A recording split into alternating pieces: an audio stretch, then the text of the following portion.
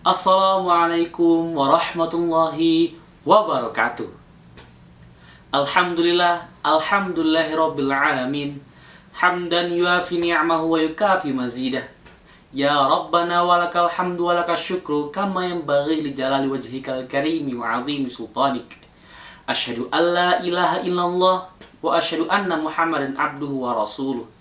Allahumma shalli ala Muhammad wa ala ali Muhammad. Amma ba'du. Dewan juri yang saya hormati dan teman-teman seperjuangan yang saya banggakan. Puji dan syukur marilah kita panjatkan kepada Allah Subhanahu wa taala yang mana telah memberikan kepada kita beribu-ribu nikmat, di antaranya nikmat iman, nikmat Islam dan nikmat ihsan. Salawat dan salam tak lupa kita curahkan kepada Nabi besar kita, Nabi akhir zaman, Nabi yang membawa dari zaman kegelapan hingga zaman terang benderang, yakni Nabi Yana Muhammad sallallahu alaihi wasallam. Ikhwatul iman rahimakumullah. Allah Subhanahu wa taala berfirman, A'udzu billahi minasyaitonir rajim. وَلَنَبْلُوَنَّكُمْ بِشَيْءٍ مِّنَ الْخَوْفِ وَالْجُوعِ وَنَقْصٍ مِّنَ الْأَمْوَالِ وَالْأَنفُسِ وَالثَّمَرَاتِ وَبَشِّرِ الصَّابِرِينَ. Yang artinya, dan kami pasti akan menguji kamu dengan sedikit ketakutan, kekurangan harta, kelaparan, jiwa, dan buah-buahan. Dan sampaikanlah kabar gembira kepada orang-orang yang sabar. Quran Surat Al-Baqarah ayat 155. Allah memberikan kepada kita sebuah ujian, melainkan Allah ingin menunjukkan kepada kita bahwa Allah itu maha agung, Allah itu maha kuasa. Namun Allah maha baik. Di balik ujian yang Ia berikan, ada pembelajaran yang dapat kita petik. Allah tidak semena-mena memberikan kepada kita sebuah ujian, melainkan Allah itu maha tahu bahwa kita sebagai manusia itu kuat dan juga sabar dalam menghadapi ujian-ujiannya. Maka itu kita diberi ujian. Berbicara tentang sabar, sabar itu apa sih? Sabar adalah seni menahan emosi dan keinginan serta bertahan dalam keadaan apapun dengan tidak banyak mengeluh. Tentu banyak di antara kita yang sedikit-sedikit mengeluh, sedikit-sedikit berkata aku capek dan lain sebagainya. Padahal kontribusi visi kita yang kita jalani tidak secapek dan tidak seberat itu. Ingat, Allah akan memberikan kabar yang begitu gembira kepada orang-orang yang sabar. Ikhwatul iman rahimakumullah.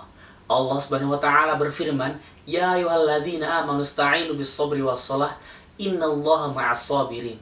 Yang artinya, wahai orang-orang yang beriman, memohonlah pertolongan kepada Allah dengan sabar dan salat. Sungguh Allah bersama orang-orang yang sabar. Lagi-lagi Allah menyebutkan kata sabar. Ini menandakan bahwa sabar itu menjadi poin penting dalam kehidupan kita. Sebab sabar itu adalah ibadah hati. Ketika kita sabar, emosi yang bergejolak seketika menurun dan menghentikan kita dari luapan-luapan emosi seperti marah-marah, kesal, sedih, dan lain sebagainya. Dan Allah memerintahkan kepada kita ketika kita sudah sabar, Allah ingin kita untuk bermunajat kepadanya. Dan Allah seolah-olah berkata kepada kita, Wahai hambaku, sini kemari datanglah kepadaku. Memohonlah pertolongan kepadaku dengan sabar dan sholat.